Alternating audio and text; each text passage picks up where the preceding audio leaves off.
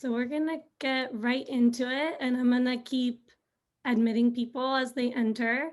Welcome tonight to SF Camerawork and to the second event in our Artist Toolkit Series. We're really excited to be sharing more in this series with you guys throughout the coming months. So stay tuned for the events that we have in May and also in June. They're going to be announced shortly. Before we get started, I'm also going to go over just some housekeeping rules. So tonight's event is going to be recorded. So feel free to, you can either leave your video on or off, whichever you like, but we will keep everyone on mute tonight, just so that we can give our full attention to Laura and to her presentation. And there will be an opportunity at the end to ask questions, both in the chat and to unmute yourself and ask your question of Laura directly. Yes, and then I'm also going to read a land acknowledgement today before I hand everything over to Erica Gentry. So I'd like to acknowledge the original inhabitants of the land that many of us call home. We're called San Francisco Camerawork, and we are on what is now we're based in San Francisco on the stolen land of the Ohlone and Ramaytush people, to whom we owe a collective debt. We thank the indigenous people of the Bay Area for stewarding this land throughout the generations. We've all benefited from being settlers on this land, and I am incredibly grateful. So you guys can all put in the chat where you guys are coming from, and also the name of the original inhabitants of the land where you are based right now. And you can also look this up. I'm going to drop a link in the chat.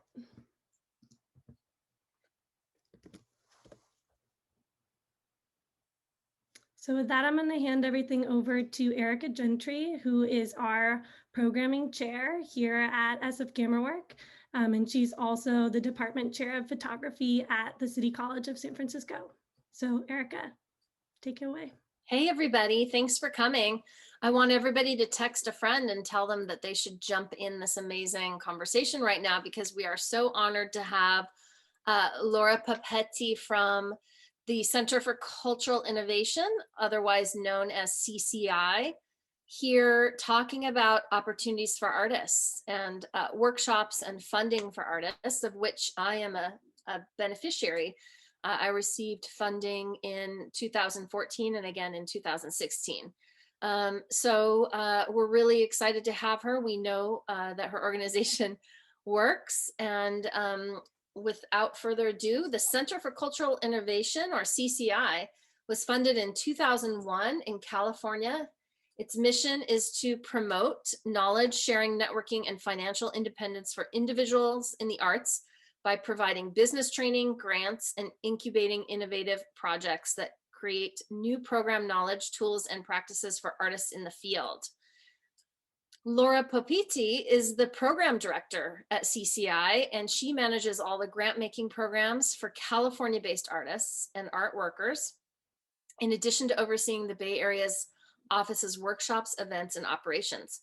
Before CCI, she worked at small to mid-sized nonprofits in the arts. She was actually a employee at San Francisco Camerawork. We thank her for her service there. And she has an enormous amount of experience in capital campaigns, fundraising, grant writing, and special events. And she's worked throughout the Bay Area and Los Angeles and throughout California in those capacities. And we welcome her. Thank you for joining us, Laura.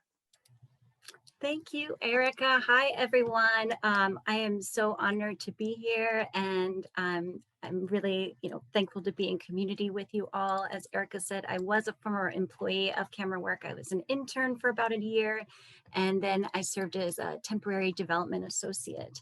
And since then, I went on to have several other development positions in San Francisco.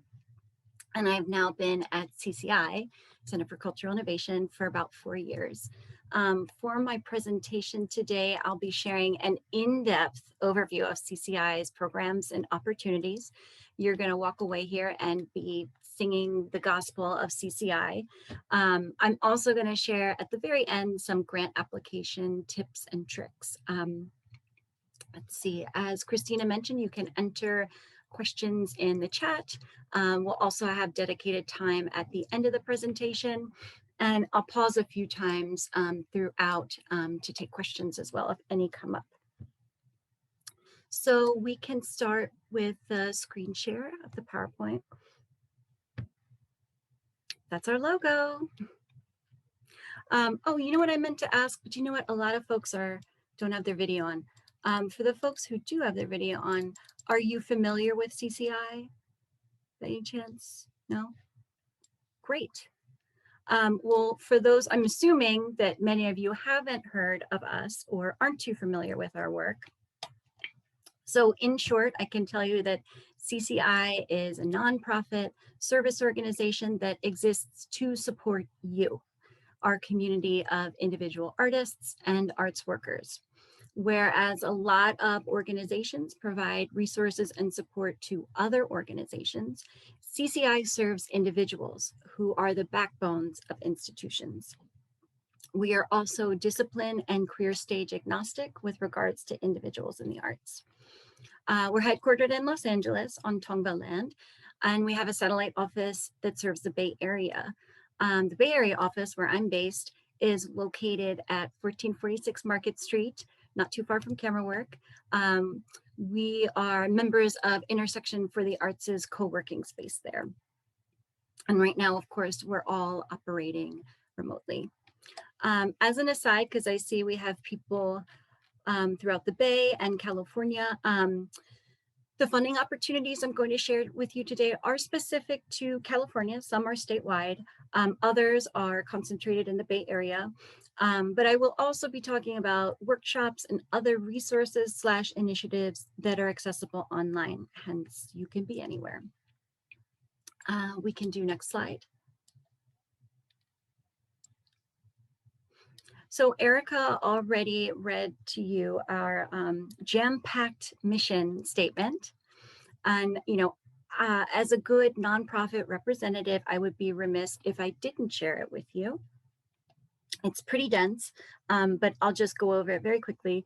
It's to promote knowledge sharing, networking, and financial independence for individuals in the arts by providing business training, grants, and incubating innovative projects that create new program knowledge, tools, and practices for artists in the field and conditions that contribute to realizing financial self-determination.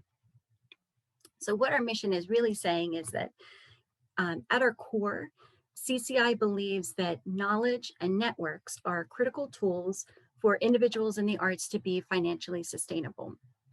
And we facilitate individuals' acquisition of these tools by way of providing workshops and trainings, offering funding opportunities, commissioning field research, and special initiatives that shape the conditions for artists and arts workers to realize financial self-determination.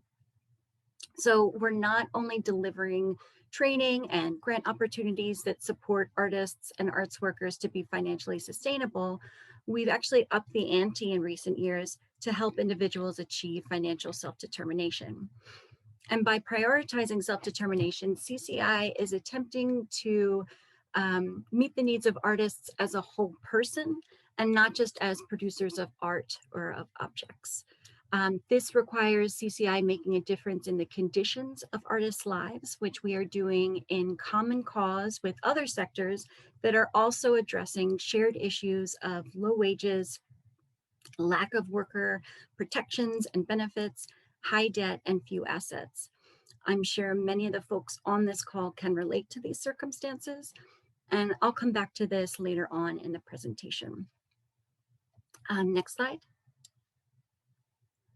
So we're going to go on a virtual tour of CCI's core service areas, which include networks and convenings, research, grant making, and business training and workshops.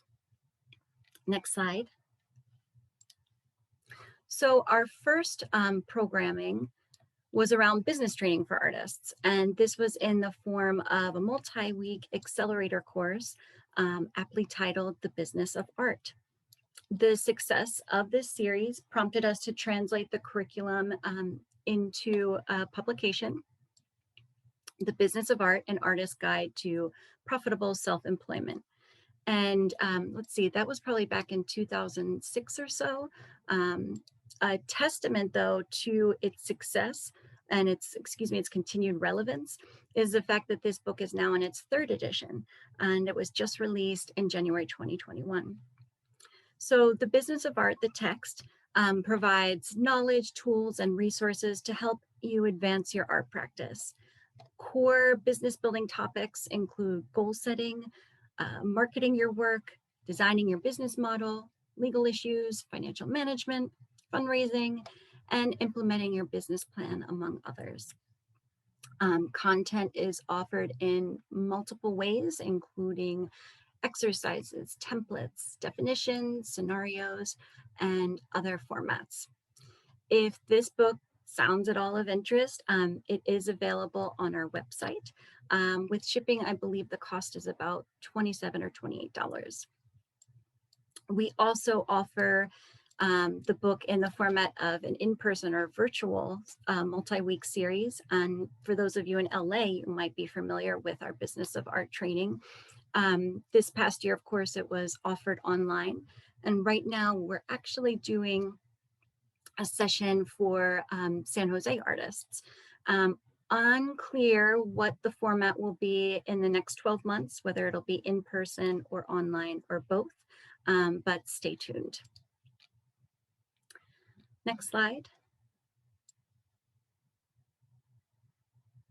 So in addition to the perennial Business of Art series that we offer, CCI frequently presents one-off workshops and trainings that we've either conceived from the ground up or that are offered in partnership with guest presenters. Our workshops are either free, pay what you can, or sliding scale. And I'm going to talk about a few upcoming workshops. The first of which you'll see here is designing your artist website with Squarespace. And that's being offered April 13th and 14th for $30 to $50 sliding scale. It'll be led by Ana Marie Agüero Yajanes.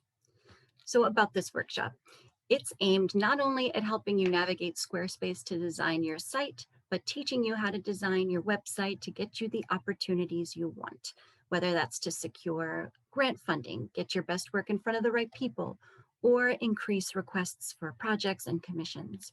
In other words, this workshop will help you drill down to what's essential to include on your site and what you can save for later. So we're currently running a waitlist for this 2-part event.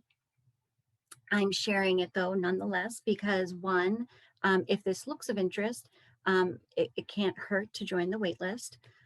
2, if the waitlist is sizable enough, we may be compelled to schedule additional sessions. And 3, if this is a topic that you're interested in, you might email our Artist Knowledge Manager, Allison Wiper, for recommendations of similar trainings or to express your enthusiasm for more workshops like this. And I'll just say that all of our contact information for each of CCI's staff members is on our website, phone, and email. Next slide.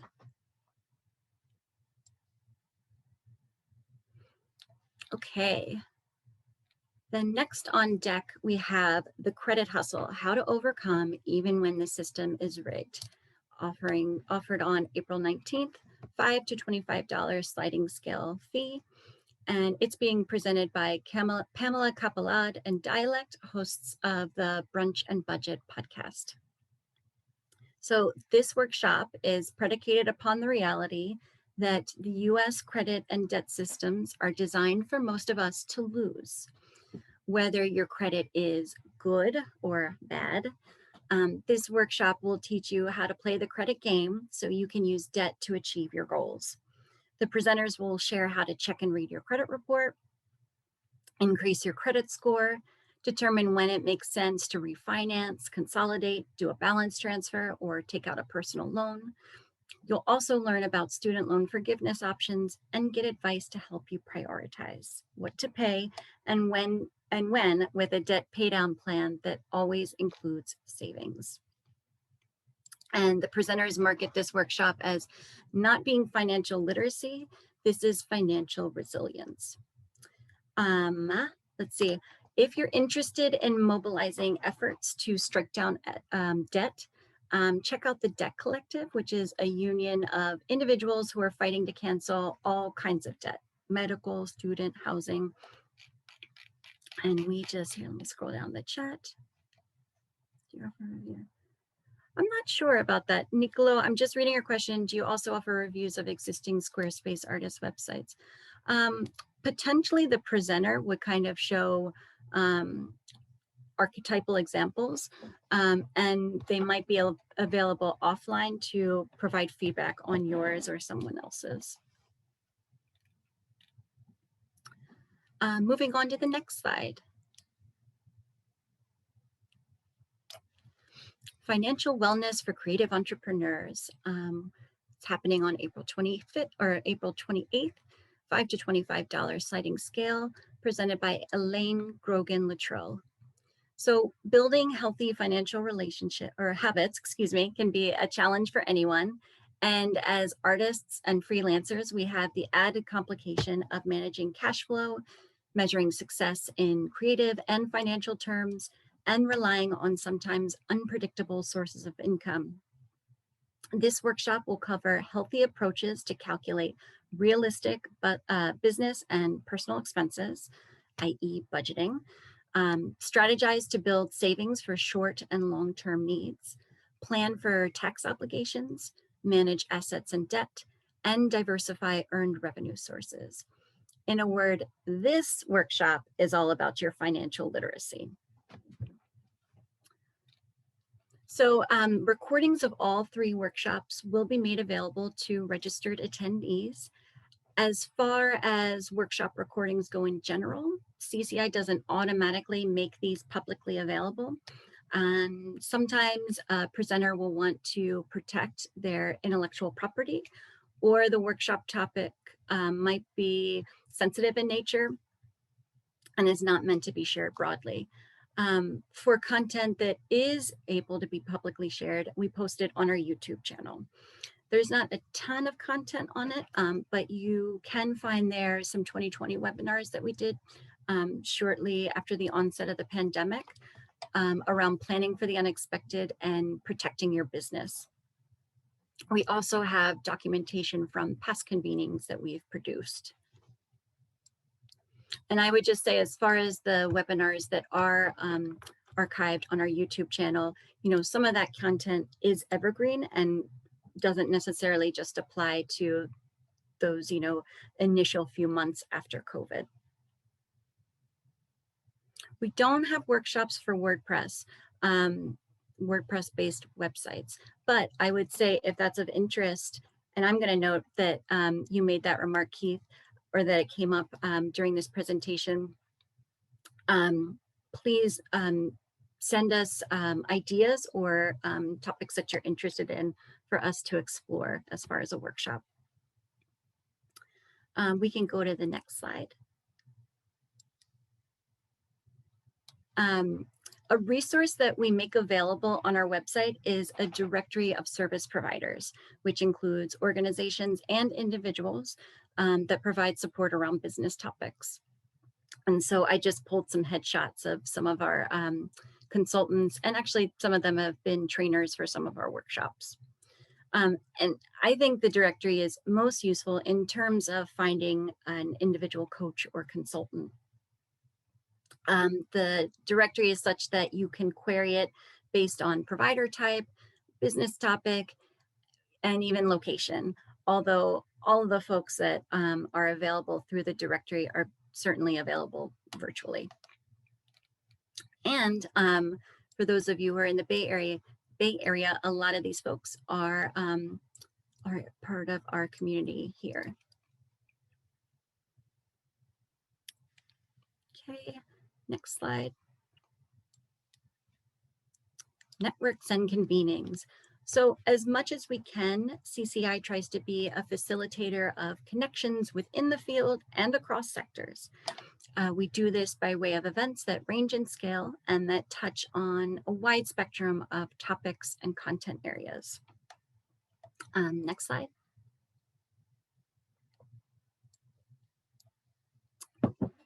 Excuse me.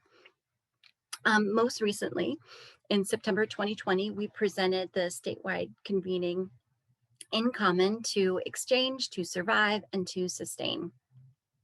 And I describe it as statewide because that was the original intention, to have a convening in Los Angeles that would be attended and represented by stakeholders across the state. In reality, of course, the convening was presented online over the course of a few hours and closed with a virtual networking session. Next slide. So the premise of In Common was to highlight important efforts that are exciting, promising alternatives to conventional systems and institutions that prioritize profit at all cost. Our invited speakers were not business as usual arts presenters. And this is where CCI's cross-sector bridge building can be illustrated. At the convening, we had representatives from the Debt Collective, East Bay Permanent Real Estate Cooperative, Public Bank Los Angeles, Cooperación Santa Ana, and Crux. Topics that they spoke to included collectivizing against all forms of debt, community wealth building by way of community land trusts. And community land trusts, essentially what they are is they take property off of the speculative market and put it into the hands of community members. We learned about public banking, which is gaining momentum in California and especially here in San Francisco, and its aim at strengthening local economies because it diverts money away from Wall Street and onto Main Street. We learned about worker cooperatives as a means of building ownership and people power. And we heard from Crux, which is a platform cooperative for Black and Brown digital content creators. So each of these entities hold real promise for artists and arts workers. Many of our sector's pain points, high debt, lack of independent worker protections and benefits, unstable and low wages, both as freelancers and nonprofit employees, high costs of living, too few assets, little credit. These are shared by millions of Americans who serve as both gig workers and our friends who work in nonprofits in other fields. But by working in common cause with other sectors, we can help artists and all who share in these conditions get further faster. We can go to the next slide. Oops, research. So this tees us up for CCI's work as a commissioner of primary research. That is the content that I just shared on the previous slide. Most, if not all, of our programs and services are informed by empirical research that expands our understanding of artists and arts workers and their needs. If it wasn't already clear, this arm of activity should tell you that we're pretty much obsessed with individuals in the arts. Next slide.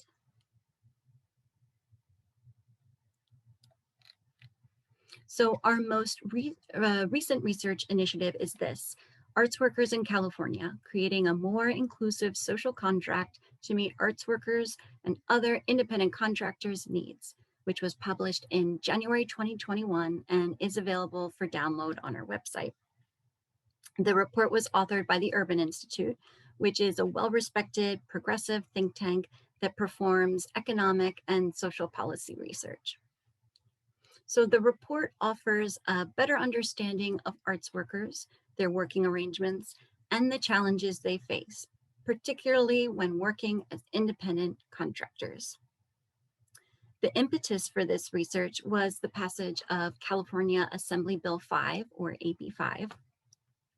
As you know, AB 5 created a more rigorous legal standard for independent contractor classification.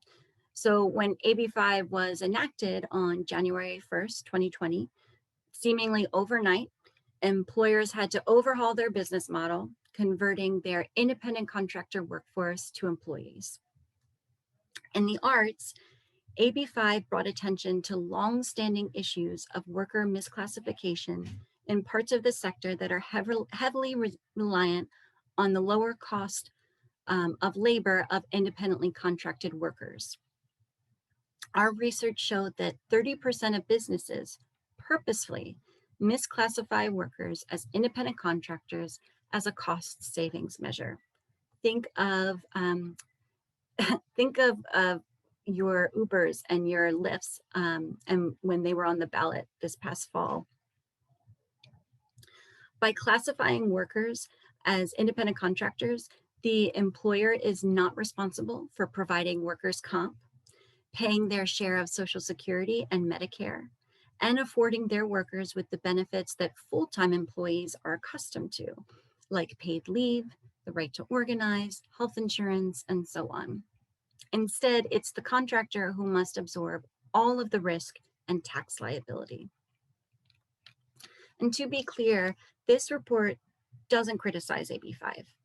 Workers who are essentially employees should be classified as such and have access to the benefits and protections that flow from employee status. However, for those who want to be independent contractors or freelance workers, I use those interchangeably sometimes, our labor policies need to be updated to support this segment of the workforce, which doesn't have access to things like state unemployment, COBRA, paid leave, workplace protections, etc. Next slide. So I definitely encourage you to read the report. It's a very easy read. There's also an executive summary at the top of it if you just want to glean the main points from there. But as a snapshot, I wanted to share these bulleted items which reflect possible outcomes of a more inclusive social contract.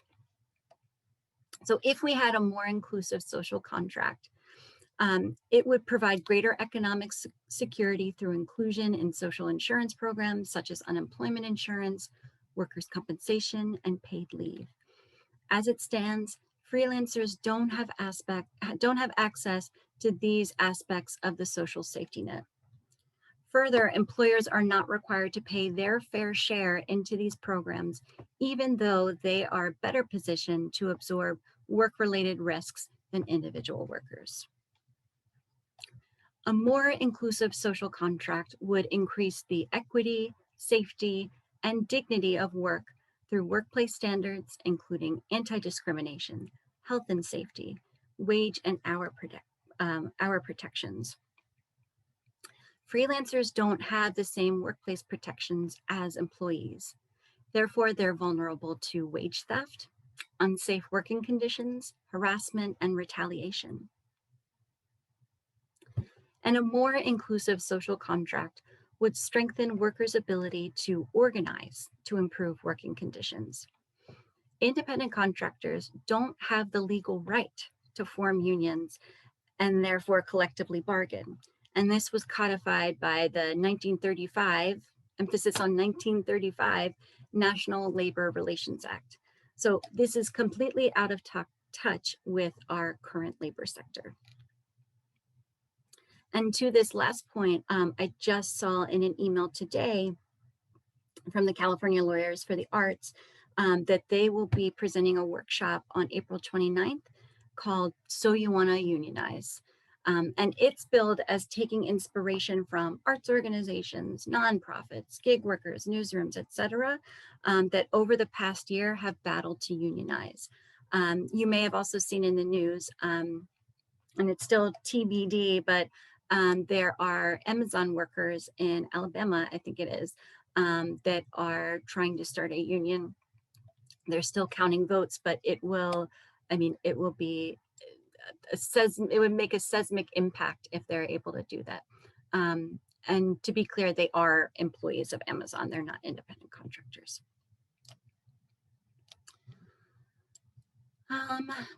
Any questions at this point? Let's see if I can.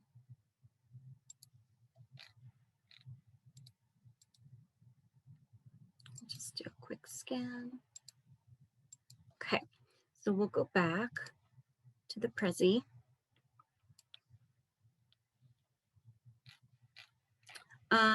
Next slide, please. Grants, yay. So rounding out our core services are grants and grant making. And CCI is a grant making intermediary, meaning that we ourselves don't have an endowment that we draw from to make charitable contributions. Instead, we receive funding from private, public, and municipal funders, which we then distribute. Because we're regranting these funds, the priorities and scope of our programs sometimes reflect those of our funders, albeit they are informed by CCI's perspective and knowledge of the field. We offer statewide, regional, and national opportunities. I'm going to review opportunities available in the Bay Area. You can look at the next slide. So our beloved Quick Grant program. It is open to artists, cultural practitioners, cultural producers, and creatives throughout the state of California. And it's available to nonprofit arts organization staff in San Francisco and San Jose. So just right there, that geographic availability is a reflection of the funders behind this program. The Quick Grant program supports professional development activities that strengthen business skills and or administrative capacity and support overall financial sustainability. Field learning and network building activities are also competitive through this program. We offer up to $600 in reimbursement-based grants. That means if you're approved for funding, you actually participate in the activity that you have proposed and been approved to partake in. You submit the requisite paperwork to us, and then you get the funding that you were awarded. This is an year-round ongoing program. The deadline is the 15th of every month, specifically 11:59 p.m. on the 15th of every month. And there's a 1 month turnaround. So for instance, with the upcoming April 15th deadline, you'll receive a notification by May 15th, not by on. Let's be realistic. It'll be on May 15th. We're busy. As far as, I'm going to tell you about example activities in just a moment, but there is date parameters as far as eligibility goes. You should propose activities that begin after the notification date. So for this May 15th notification, your proposed activities should begin on or after May 16th. So common activities that are proposed and that are competitive are one-on-one work with a consultant, coach, or mentor. Certainly it's beneficial to participate in a group learning experience, but at the same time, we each have individual and bespoke needs. So certainly working one-on-one with a consultant can address what your particular circumstances entail. Of course, we see a lot of conferences, festivals, and convenings getting proposed through these applications. They're all taking place online, but they range. They can be very discipline specific, or they can be more generalist, I would say. Of course, workshops, trainings, and business related topics. And I just listed a few content areas: marketing, fundraising, strategic planning, financial management. This is not an exhaustive list. Lastly, we've seen a rise in what I describe as platform memberships, which are basically subscriptions. They either run by the month or annually, but it's access to online content. Sometimes it's a mix of live content and archived or on-demand content, or you have access to a library of resources. Sometimes these platform memberships also have a sort of like networking component to them, or a way for you to connect with other individuals to receive feedback on a project or to facilitate collaboration. An example would be the Sundance Film Institute, which supports independent films. They have a platform just like this. It's called Collab, and it offers live content, on-demand content, and it has a special infrastructure that allows folks who have film projects in development to seek and collect feedback. These can be platforms related to your discipline or to a topic. I've also seen a lot come through having to do with, finance or taxes. So in the after times of everything being online, there are a lot of possibilities for professional development. You can find on our website the program's guidelines and FAQs for additional reference. And then, my last point about Quick Grant is that it does not support activities related to artistic technique development or the presentation of projects.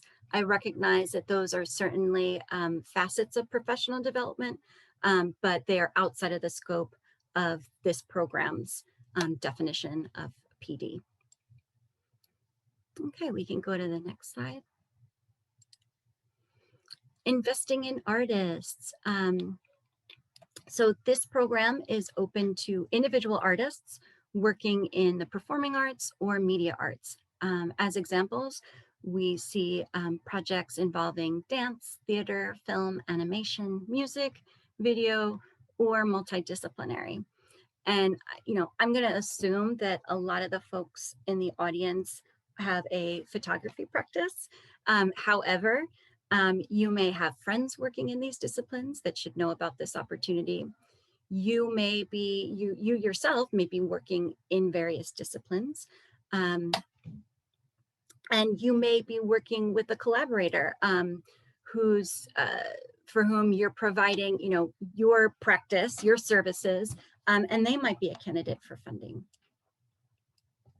The 2021 cycle will have specific geographic eligibility. This is different from past years. For this particular cycle, artists must reside in Alameda, Contra Costa, or San Francisco counties. Next year, in 2022, it'll be artists in Santa Clara County, Santa Cruz, and San Mateo. And then in year 3, 2023, it'll be Solano, Napa, Sonoma, and I'm forgetting someone, I'm sorry. But there will be another county in the mix there. So investing in artists supports the creation of new work that pushes the envelope of an artist's creative process, explores new artistic collaboration, and/or supports artistic growth and experimentation that extends the boundaries of an artist's art making. The 2021 application period is roughly 6 weeks, July 1 through August 16th, and notifications will go out in early October. The award range is a bit squishy for now. We hope to finalize guidelines in May, but the squishiness of the award range and number of awards that we anticipate making is because we actually have more funding this year.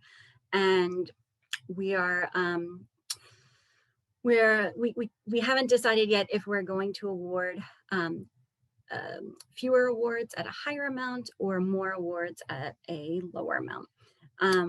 In past years, we were able to award or make 6 awards that were $8,000 each. So now we have a little flexibility in trying to determine which direction to go in.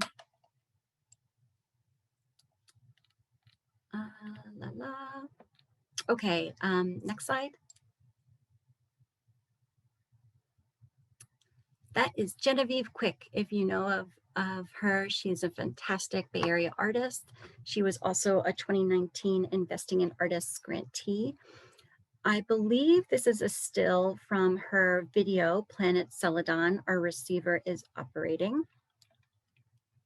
And funding for Genevieve back in 2019 supported a performance video work that integrated video, dance, and music, and used humorous science fiction narrative to address otherness and the Asian American community. We can do next slide.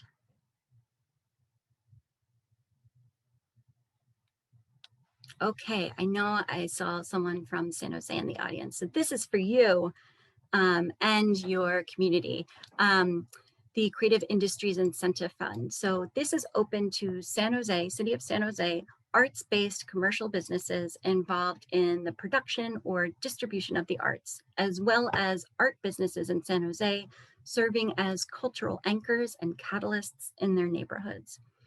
There's two categories of support: business support for projects and activities that help a business to be sustained or to grow, and place-based, and that's for arts-based businesses serving as cultural anchors and catalysts in specific neighborhoods, and nomadic enterprises, so without a brick and mortar, that are seeking physical space to anchor themselves in specific neighborhoods.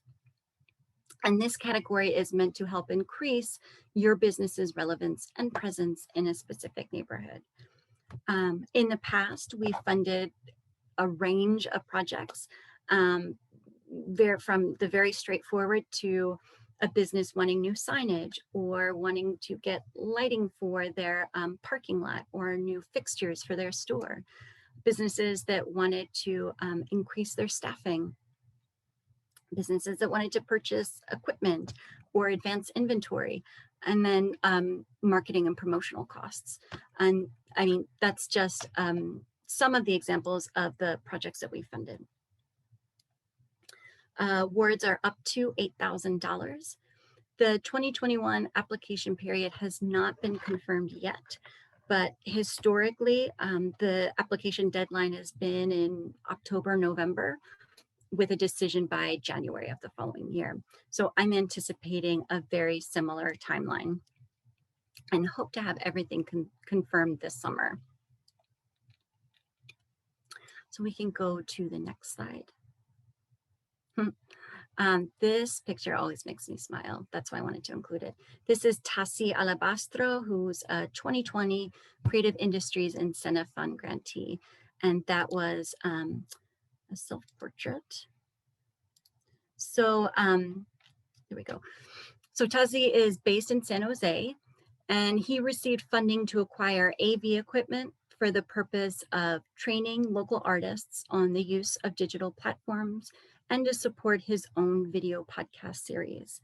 And this was really prescient of him, because when he received the funds in, I think it was late January 2020, when COVID hit in March, he was inundated with requests from both artists and organizations to help them transition to streaming platforms. So certainly having that equipment facilitated his ability to take on more projects.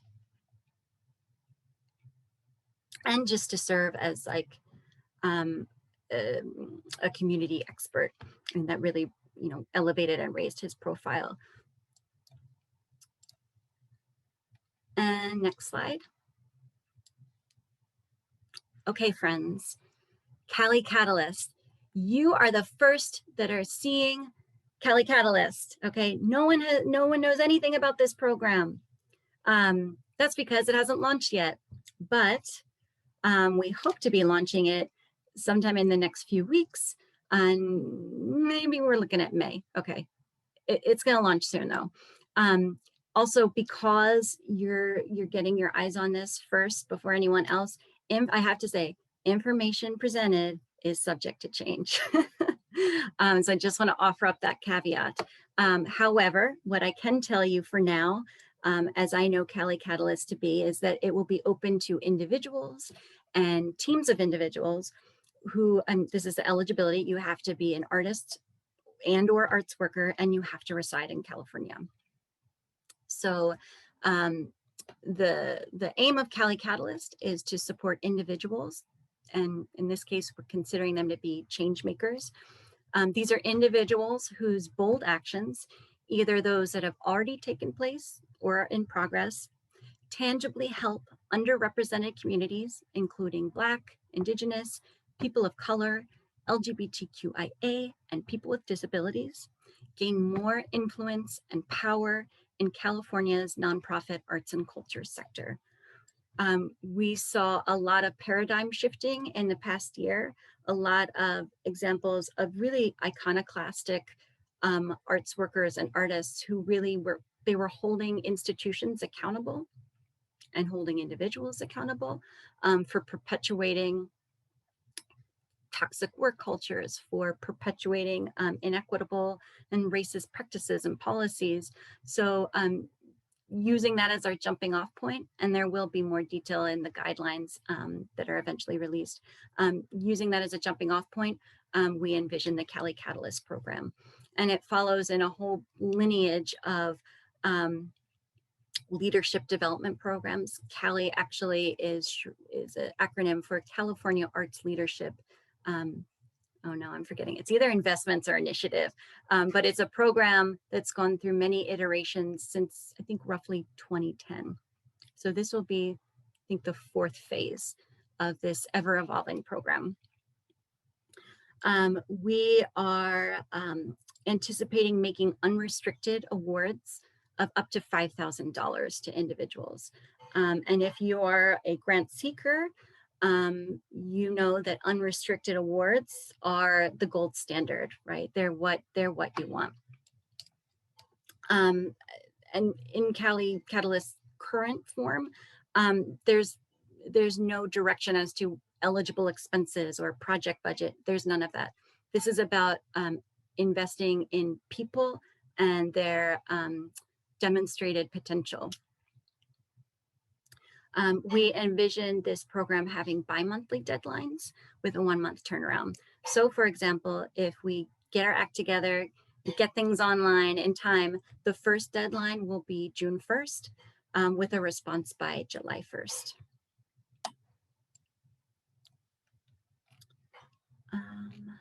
Okay, we can do next slide.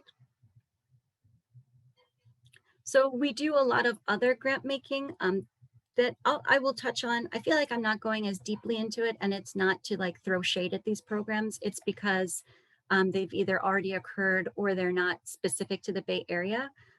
But looking at the time, I think I have like a couple minutes to delve into them.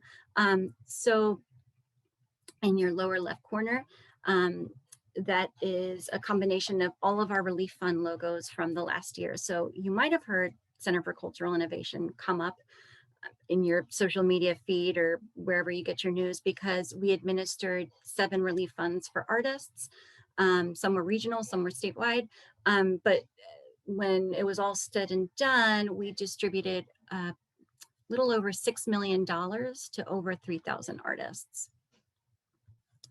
The SCI Artist Innovator Fund, that's a national opportunity, national grant opportunity. The deadline is May 26th. It's for awards of up to $7,500, I believe. And the fund supports individual artist entrepreneurs with spinal cord injuries who are inspired to innovate by opportunity-based entrepreneurship. In other words, by the possibilities and benefits that are offered through the experience of having a creative practice and living with spinal cord injury. And then at the top there is Ambitious. This is CCI's baby, if we were to have children. Ambitious is a national time-limited program. Applications, as it were, are by invite only. Ambitious is investing in alternative economy trailblazers and artists' ownership of assets. If your interest was at all piqued by the presenters from the In Common convening, or even the Arts Workers Report, you should check out Ambitious for its unconventional portfolio as far as arts grant making is concerned. Checking it out will also give you a deeper sense of what I mean when I talk about CCI as supporting the whole person and their needs for better living and working conditions, which must be met if they're ever to realize their full creative potential. And we can go to the next slide.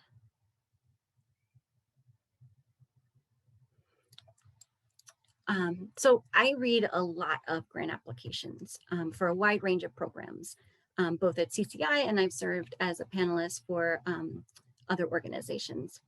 So based on my experience as a grant maker and as a grant seeker, these bulleted items reflect things that I believe anyone seeking a grant should be on the lookout for or be aware of.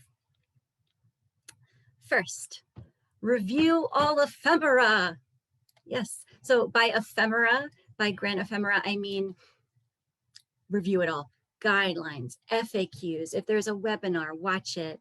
If there is, I don't know, a one-pager on the program, the website content, everything. Oh, you might even go a step further and look at a Foundations 990 on GuideStar/Candid, whatever they're calling it now, to see who they've previously funded. Absorb it all, take it all in.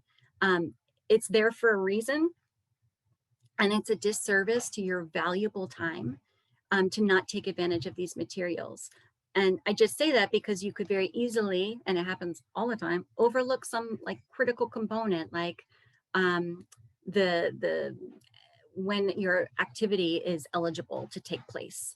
You miss that minor detail and your application ends up being ineligible. So review all the ephemera. Next, connect with the funder or grants administrator. If there's contact information available, use it.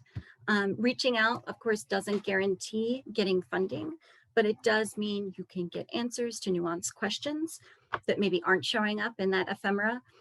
It also means you can make a personal connection, build your network. And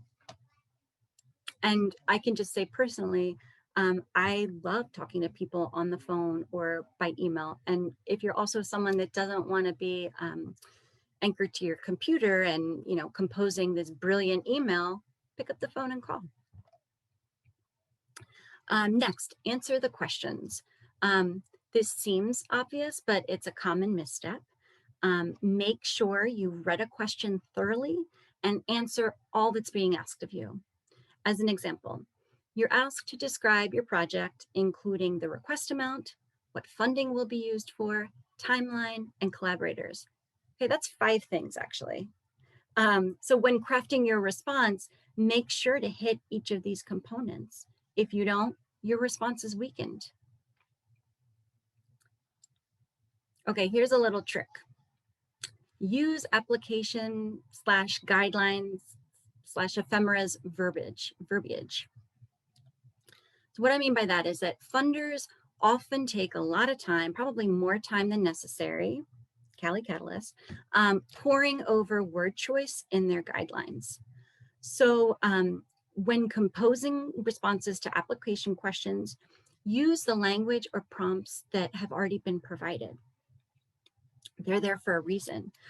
As an example, I was looking at the California Arts Council's Individual Artist Fellowship program. The deadline was just like April 1st or so, or something around that. And I noticed that they talk about creative excellence and creative expression. And that's a very deliberate word choice. Okay, a lot of us are probably just used to seeing artistic excellence and artistic expression. But for them, that was a very deliberate choice. And so I would recommend in that case for the letter of support that was required as part of the application, that you coach the letter writer to use that same language because that's the language that's going to be legible to the reviewers and to the panelists. And on the topic of reviewers, it also helps reviewers when they're looking through a ton of applications. Let's say I just need to get to okay, why is this person making work that demonstrates creative excellence? If I scan the application and I can zero in on those words, I can get an answer much more quickly, and I can probably move on and be very satisfied in that way. It also helps to reinforce the connection of the application or the applicant to the grant's criteria and priorities. The next tip, avoid responses that are overly technical and dense or abstract. The most competitive applications are clearly written and generally to the point. So that doesn't mean you need to use big words or mellifluous prose. Those things are beautiful, but in the context of a grant application, it's not necessary. And this issue, if we could call it an issue, I don't think that's the right term, but it comes up a lot with artist statements, which often occlude more than they reveal. Keep it simple. Again, think of the tired eyes of the panelist or reviewer who want to have an instant sense of what you are trying to articulate and don't want to like parse it for like, okay, what does that word mean again? Let me reference dictionary.com and so on and so forth. Next trick, provide budget notes. I see this often as an optional section or feature of applications that folks often don't take advantage of, but don't let it be overlooked. It's more real estate if you weren't able to include a particular detail as part of your narrative responses because of those damn word counts and character limits, maybe you can squeeze it into the budget notes.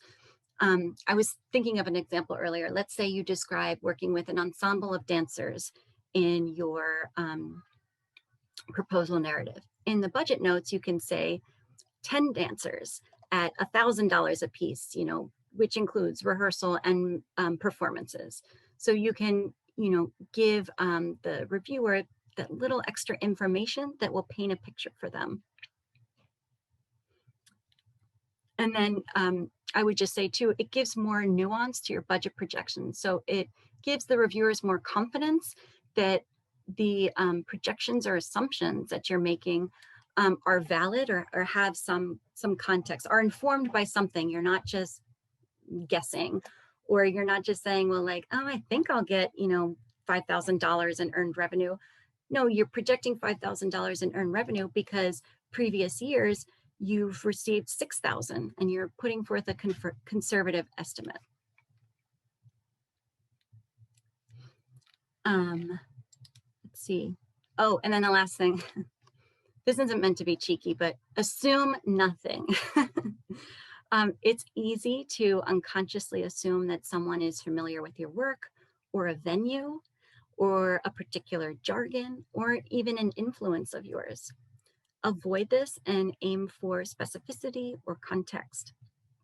And a good test, if you're able to do so, is to have a friend read your application to see if they're left with lingering questions or any confusion, or if they can pick up on any glossed over spots. And by the way, that really makes or breaks an application. That is, if a panelist is left with questions, that just automatically just kind of it weakens your request. Someone else answered those questions and therefore they're suddenly rendered more competitive. And then very briefly, this isn't on the slide, but don't get discouraged. Try again. Our Investing in Artists grant, as an example, we had over 300 applicants last year and could make only 6 awards, one of whom was someone who's applied, I think, 4 times. Have evergreen items at the ready. So have, your polished work sample ready to go, have an up-to-date CV or bio, have references at the ready that you can call on to validate your work. And I would just say too, subscribe to newsletters or social media that are good aggregators of opportunities, like CCIs. We can close out the presentation now. Yeah, we produce a monthly e-newsletter. It goes out the first or around the first of the month. And, aside from promoting our own opportunities, we share a lot of other events and funding opportunities in the field. We also have on our website a resource list for artists affected by COVID. And I think we're pretty good about keeping that up to date. And then lastly, I would just say, please, I like nothing more than to connect personally with applicants or folks who are interested in the field, potential grantees, what have you. Call me, email me. There's my contact information. And so with that, we're at 7 o'clock. We go till about 7:30-ish. Was wondering if anyone had any questions, and if they came up in the chat and I didn't address them, apologies, please share with us.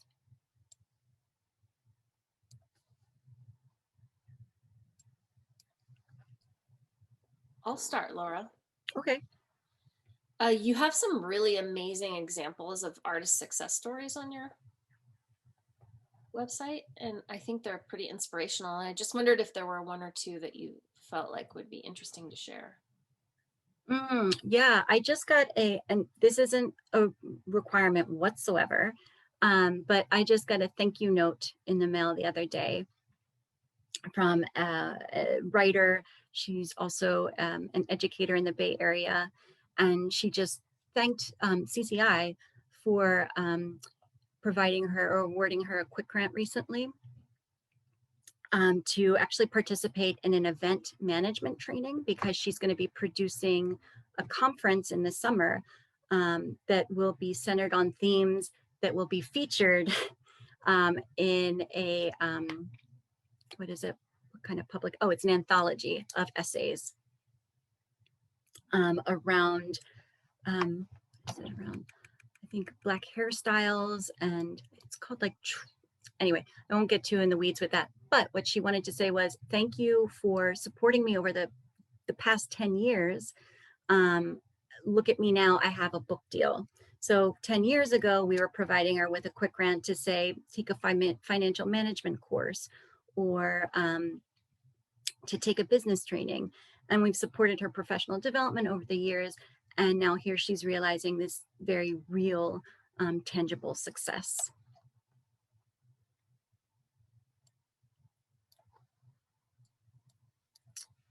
That's awesome. Yeah. Trying to think of someone else that's top of mind. There was a grant, I'll just use quick grant as an example. Another quick grantee who in the before times, they attended a conference. Oh gosh, I'm forgetting. I think it's called the Third Wave. Is it called the Third Wave? I don't know, but it's essentially it's a podcast, or it's a conference for folks who do radio and podcasts. And he went there, did some field work, learning, some network building, attended some industry sessions, but he was able to connect with someone from, I think it was This American Life, and he ended up securing an internship with them.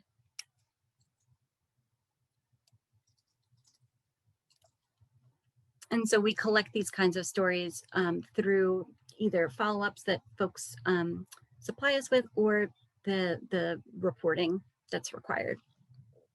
And by required reporting, it's very easy. It's like, just answer a couple questions. We try to not be onerous or create burdens for people. We want things to be pretty streamlined and easy. Yeah, and you even have a place where you can search for past recipients on your website. Right. And see the kind of awards that they got, which is super helpful. Does anybody in the audience have any questions right now about your particular category, or how you might go about applying, or anything like that? You can put it in the chat, or you can unmute yourself. Naomi, I see you have your hand raised. Yay, Naomi. You would like to speak. Feel free to unmute to ask your question. I I really thank you for the tips on the application process. That's really helpful. But I also had a question if you had any examples of types of professional development that actually were acceptable. I know there's a lot of restrictions on the specific grant, and I had a hard time thinking of what actually would work in my case. What are some things that have come up recently? A lot of conferences have gone online. So I'm not as familiar with, and I should be, with events or content that's specific to photography. But I would just say, there's a lot of convenings and conferences and festivals that are online. If it's specific to photography, great. But if it's more general, that's fine too. As long as you can, we don't adjudicate based on the activity. We believe that if you've identified it as something that you need for your professional development, we defer to you. It just has to fall within the scope of eligibility, which is things that are helping you strengthen your business skills, your administrative capacity, building your network, learning, emerging trends in your field. The issue is when someone says, can you, fund an exhibition that I want to present, or equipment that I want to purchase. Those are things that are outside of the scope. But we provide a lot of latitude as far as I've had people that have wanted to take public speaking classes, or they've wanted to go to a motivational speaker conference, leadership seminars. Even, on our website, we say residencies are ineligible. But if you talk about the residency in terms of building your network and connecting with mentors, connecting with, industry professionals or gatekeepers, that is absolutely within the scope of the program. And for those kinds of like fuzzy areas, contact me ahead of time and pitch a few ideas, and I'll let you know yes or no. And if it's a middle ground, how can we shape your application so that it hits, it's described in a way that is, makes sense for the program. Yeah, the advice about picking up the phone, I'll just add, Laura's advice about picking up the phone, she means it. If you have questions or you want to discuss nuances about your application, I did that and it was really beneficial for me later.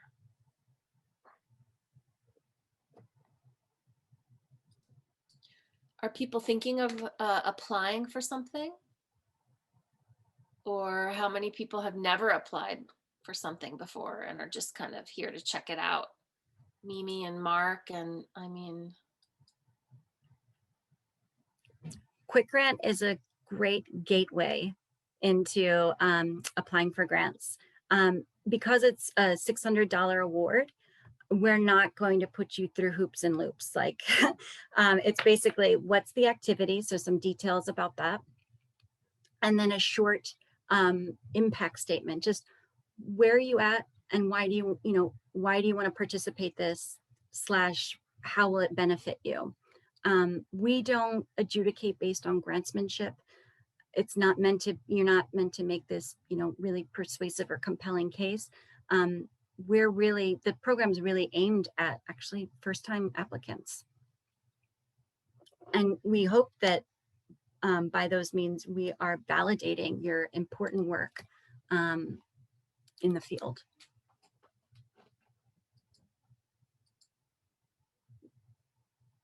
Yeah, awesome. And then the other question we had is, now that you know a little bit about CCI, what kinds of things would the audience like to see? What do you feel like you need, artist audience, in terms of things that you could use help with? Yeah, what are your top needs as an artist?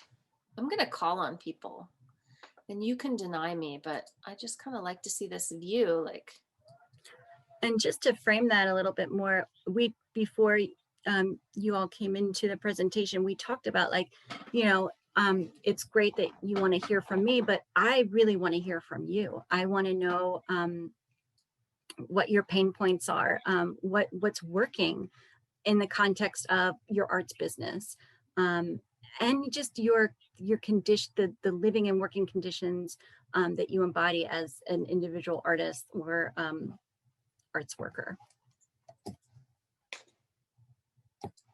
So somebody said equipment, and there is an equipment grant.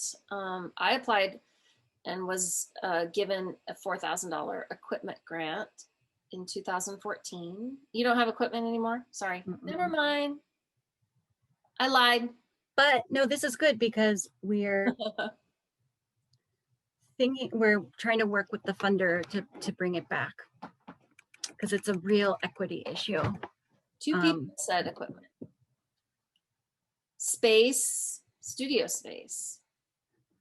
There are a lot of spaces in San Francisco that offer spaces to artists. Obviously, in an urban center like LA and San Francisco, space is at a premium. A lot of us live in small spaces and don't have the space to work. And so space is super important, but you could kind of equate space with residency, I suppose, too. Residencies provide space. And how are folks connecting with the community? Community is another one. Absent of, in-person interaction and space, studio space. Pop-up shows, a nonprofit to offer space to artists. And so I would really encourage folks to think, nonprofits are great. CCI is a nonprofit, Camerawork's a nonprofit, but let's also, there are more and more possibilities these days these have always existed, but I think they're showing up more or getting more visibility in the arts and culture sector, as far as worker-owned cooperatives, hybrids, like, what are they called? Oh my gosh, I'm blanking. But kind of for-profits, but with a charitable, oh my gosh, I'm totally blanking on this, but that have charitable intentions, essentially, like a nonprofit that's actually behaving like a for-profit. Just because, our sector is so saturated with nonprofits and people that are seeking resources, that there will never be enough philanthropic dollars to meet the needs. Right. And if somebody was applying for an investing in the arts grant and they needed a space to work out their installation or their show, couldn't they include that in the budget? Yeah, absolutely. Yeah, so that's something to think about, is when you design your budget, if you're going to apply for an investing in the arts grant, to include the rent for a space or something of that nature. Mm-hmm. And part of the thing that Camerawork is trying to do is bring together the community virtually through these Artist Toolkit talks, and helping, artists with their the opportunities that are available to them, but also to organize their materials. And what are some don'ts, Laura, for those of us new to grant writing? Or maybe what are some of the strong, you went over the strong do's, to be organized, and all of that, but. Things to avoid, jargony language, unclear, you don't have to produce CCI doesn't adjudicate based on grantsmanship. It's not about how persuasive you can be. It's about the clarity of your concept, and depending on the program, how you're meeting the criteria. Some other don'ts or of things to avoid. I can tell you work samples, again, within the context of, or the assumption that you're being, your application is one of many that are being reviewed.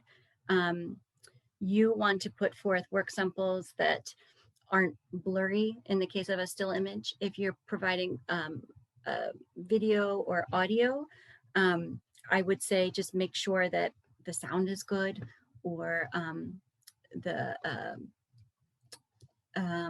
just make sure it's clear. If you're providing a video sample, cue it to the most compelling spot in the sample. Your reviewer has a few seconds to get an impression, or for you to make an impression.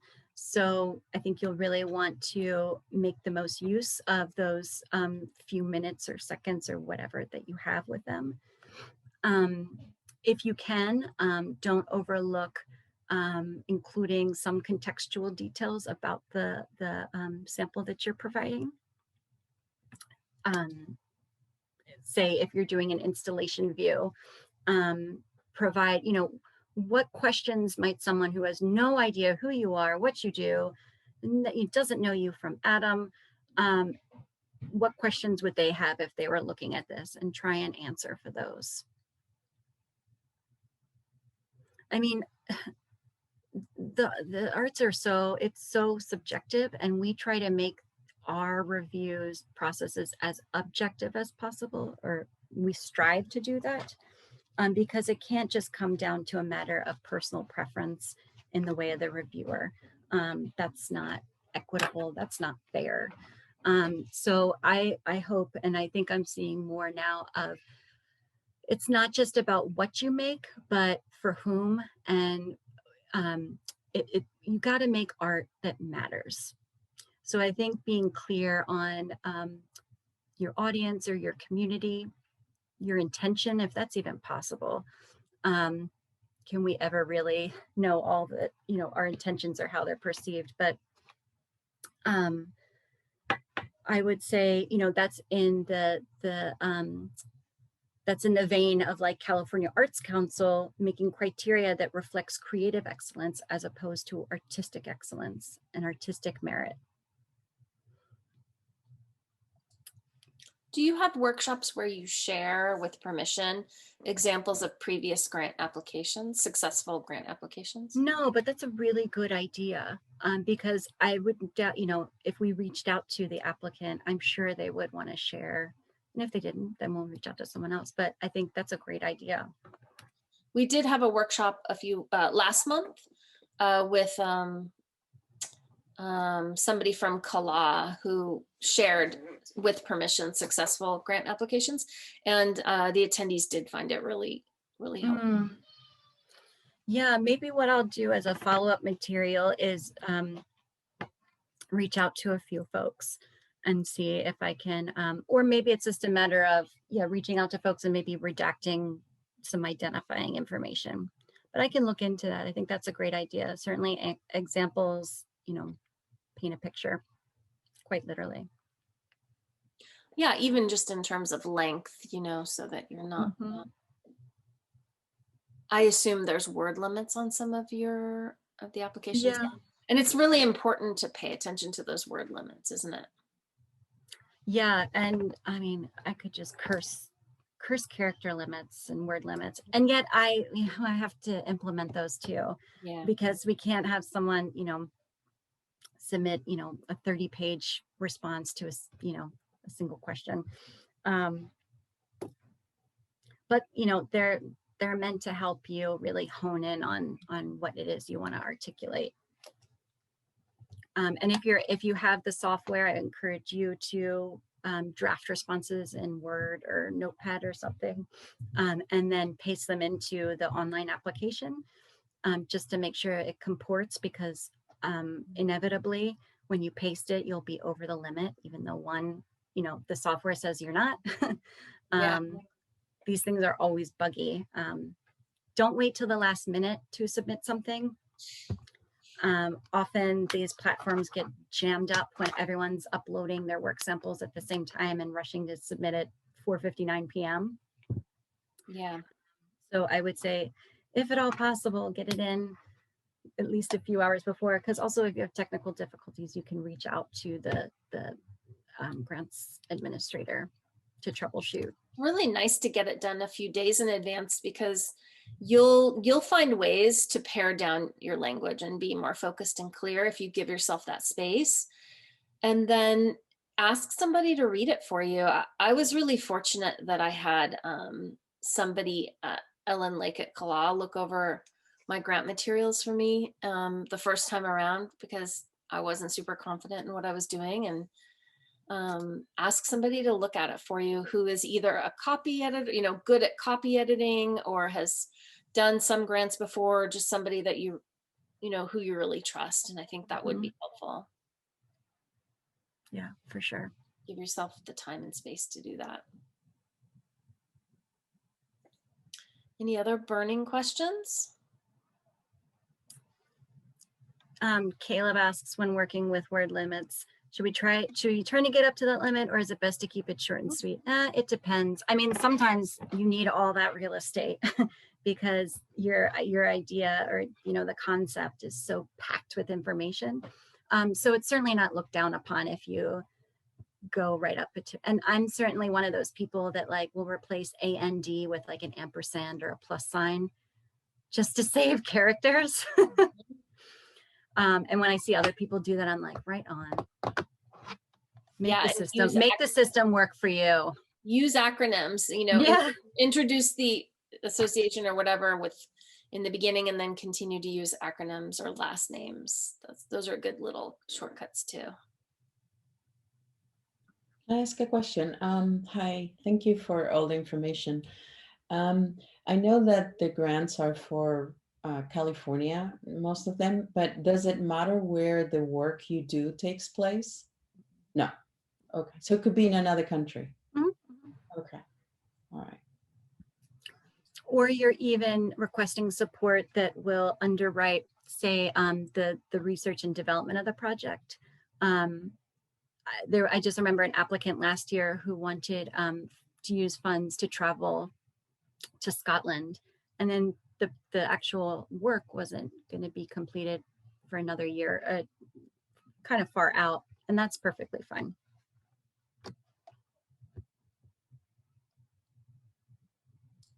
That's amazing.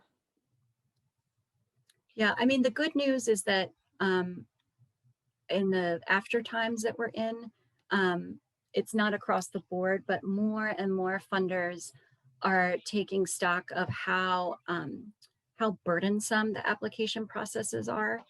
And you'll find some, like Rainin Foundation, they will accept a proposal that you've written for another foundation. I mean, that's like unheard of. Or what's another example? Or you're finding more unrestricted project or unrestricted grants. People are trying to get away from just project grants and shift to more general operating, unrestricted. Because it's very paternalistic to tell someone what to do with money that they've been awarded.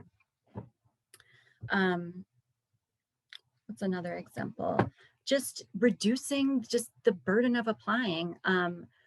I really try, because as a grant seeker for so long, I really try to ask questions and applications that get at the minimum amount of information I need. And so any other questions beyond that, they're unnecessary. So whereas before you would have to have like 3 letters of recommendation, a CV, a bio, an artist statement, 18,000 work samples, a narrative, your birth certificate, I'm just making that up. Now maybe you're just seeing like a couple narrative questions and maybe your website or a CV or something, hopefully.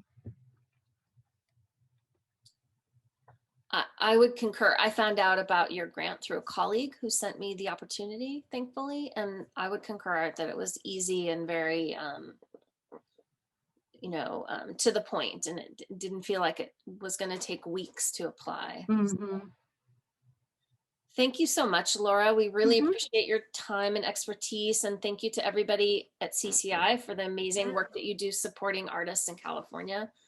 It's really spend some time on their website, please, because the amount of workshops and information and opportunities that they have that are always changing and evolving, I think it's a real treasure to California that's little known in our community. So please spread the word and take Laura's advice to heart that she is available if you have questions, to reach out to her. And anything you want to add, Laura?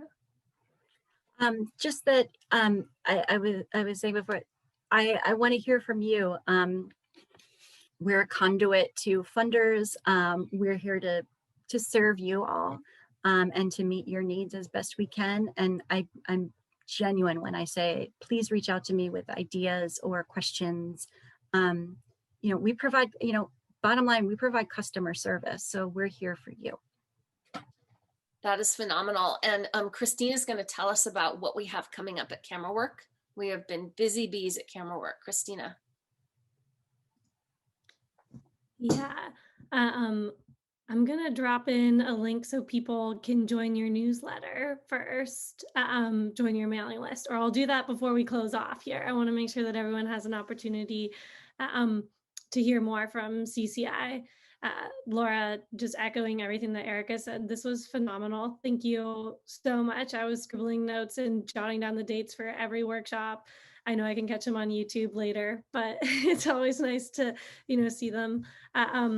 And all the tips for grants. I think I'm going to have your number on speed dial so that I can call you with my questions. Thank you for providing that. Yeah, it was great. Thank you everyone for sharing the space with us. It's always really good to see you guys, and we'll be following up with the video recording from tonight so you guys can all, review the slides at your own pace. And also just share some questions that we have for you guys about what you want to see in the Artist Toolkit series, what you need as artists, and how SF Camerawork can support you, and how CCI can support you, moving forward. So we're definitely very interested in your opinions, and what we can do to strengthen your practice. And with that, I'll just mention a few other April events that we have going on. We have a members critique group on the 27th. If you're a photographer who has a portfolio that you want to share and receive feedback on, that's an amazing opportunity. Actually, we are full to show work in April, but you can sign up for the wait list, and you can attend the April critique and see the work that other people are sharing.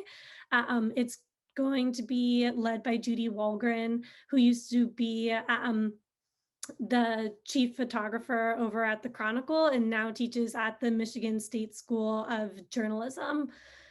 So she's a force and is amazing to listen to and learn from. So if you can attend on the 27th, that's great. We also have other opportunities to present work in May and June, every month coming up in 2021. And then we also have our first event in the SF Camerawork Fast Forward series, which is going to take place on April 20th. And so the Fast Forward series is a new series that we're rolling out, where we're sharing stories from previous exhibiting SF Camerawork artists. So we're inviting them to come back, reunite with us, and speak about their work and how it has developed since their time at Camerawork. And the first artist who we're going to hear from is Sanaz Mazanani, who had an exhibition at Camerawork back in 2017 called Signal to Noise. And she has some public art installations around San Francisco at the moment that you guys can check out. I think there's one in Golden Gate Park at the new tennis center, and there's also one that was funded by the Arts Commission down near Civic Center. So if you guys are out walking around the city masked up, those are good things to check out. But with that, those are all of our upcoming April events. We'll be sharing May events in the coming weeks, which we'll give a sneak preview to those of you that attended tonight. Next month, we are hosting somebody who's going to give you good advice on presenting your portfolio at portfolio reviews. I'll just leave it at that. So watch for that. Mhm. Yeah, that'll be very exciting. Thank you, Erica. And that's like fresh news, as in like 2 hours ago, fresh news. So you guys are getting it hot off the press. But yeah, thank you all again so very much for tuning in. Thank you, Laura. This was really, really wonderful and a real special treat for all of us. Um, I am going to type up my notes that I've written so that I can, hold on to them for a long time. Thank you. And thanks, everyone. Thank you, Erica. Good night. See you all soon. Bye, you guys. Bye-bye. Good luck, everybody.